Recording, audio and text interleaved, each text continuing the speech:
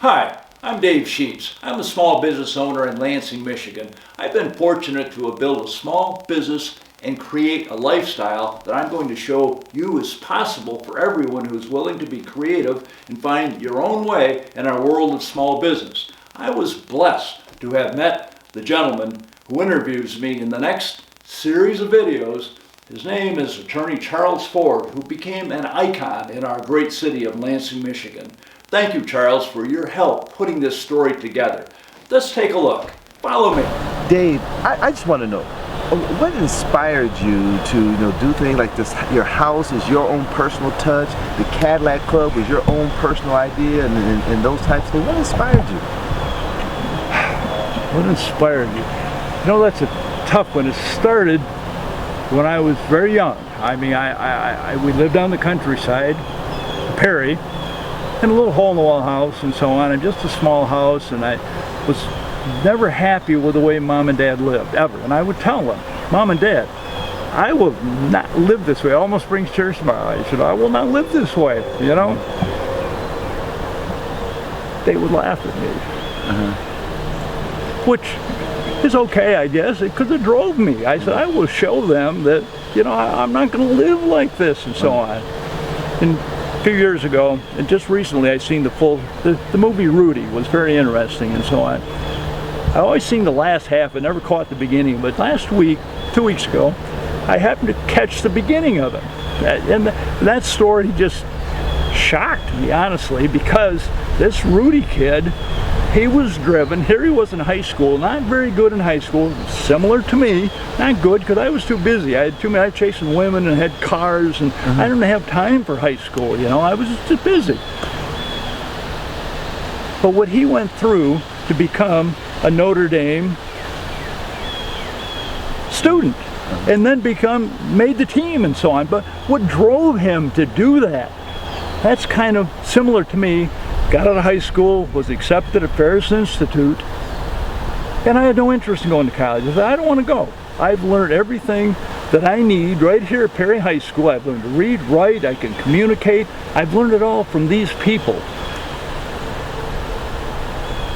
I'm going to be a millionaire, and I don't need college to do that. I'm going to do it. I'm going to find a way. Well, here I am to go to work at Motor Wheel where my dad worked, kind of like Rudy did. Worked in the factory for 4 years, but still went on to college. I worked there for 3 years and realized this is not going to make me a millionaire. I got into a little used furniture business that I started myself with $50 and so on. Bought a stove, a refrigerator, and a bed. $50 at an auction sale. Put that in the Lansing State Journal, an ad for those three things, and sold them for $150 right off the bat. That set me on fire. I said, you know what, if I can do this with $50, now I had $150. I was on fire. I went to another sale and had a big garage out behind my house and so on. Filled that with stuff, and oh my God, it was so much fun. I soon quit Motor Wheel. And went into the used furniture business, which moved on to the furniture business and so on. But again, back to that movie, Rudy. It was so inspiring because this kid had drive and so on. And it's the same thing with me. I was driven. I was going to be rich. I was going to be a millionaire. I was going to show my mom and dad. Oh, wow. So again, I had never quit, and I still don't quit. I still work 7 days a week. And I love it. I do it because I like it. Yeah. Well, as I mentioned earlier, that you had your furniture business, and you did a lot of rent to own. It really serviced the community. A person could come in with $10, $20 and walk away with furniture. That's true. And that's a community service. And as a former city council member and a Lansing school board member, I know of people who really need a leg up. They need some help at one point.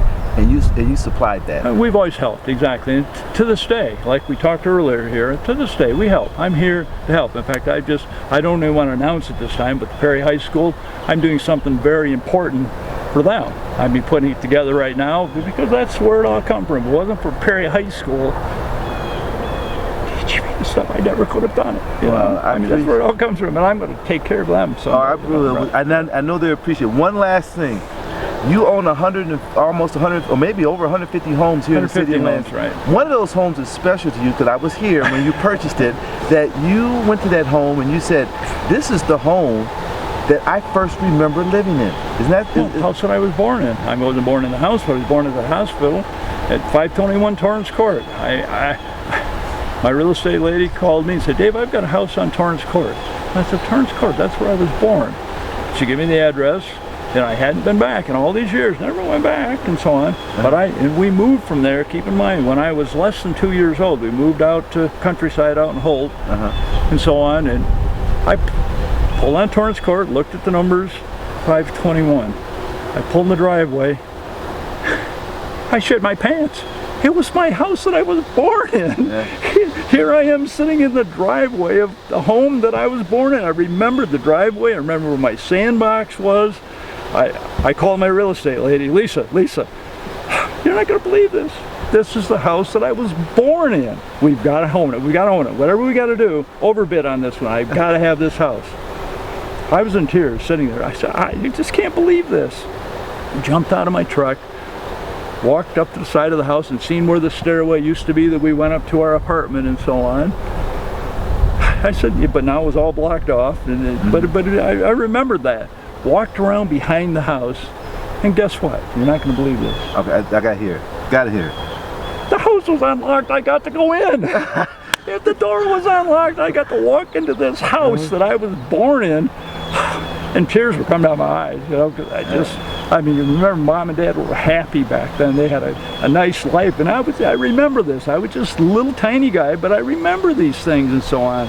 Walked through that house. I couldn't remember which one was my bedroom, but a stairway going upstairs. We had a neighbor lady upstairs who was very attractive and so on. And I'm just a little kid, but she just loved me. And I remember this little girl upstairs just loving me so much and so on. And I look at the stairway and I remember this woman that just would hug me and kiss me and so on. And it was just very, very emotional. Yeah. I mean, just, but we bought the house in Trenton, and I've got pictures of it inside and so on. Do you have a marker out there? They got a sign in the front yard, historical home of David W. Sheets, son of Madge and Plen, 1948. Yeah, I had a big sign they put in the front yard. Dave, you deserve stuff like that, man. We really appreciate you, man. Thanks a lot. Thanks a lot for inviting us out, too. My pleasure. All right. Too much fun. All right. Hey, thank you, Charles, for your time and great questions. Next time we'll talk more as we tour my 10-acre yard.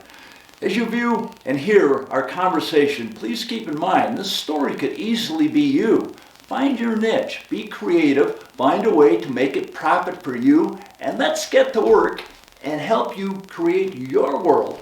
Stay with Charles and I as we tour my yard and then on into my home as we share a few stories from our past. Please don't forget to like, comment, and subscribe on my channel. Thank you. This is only the beginning.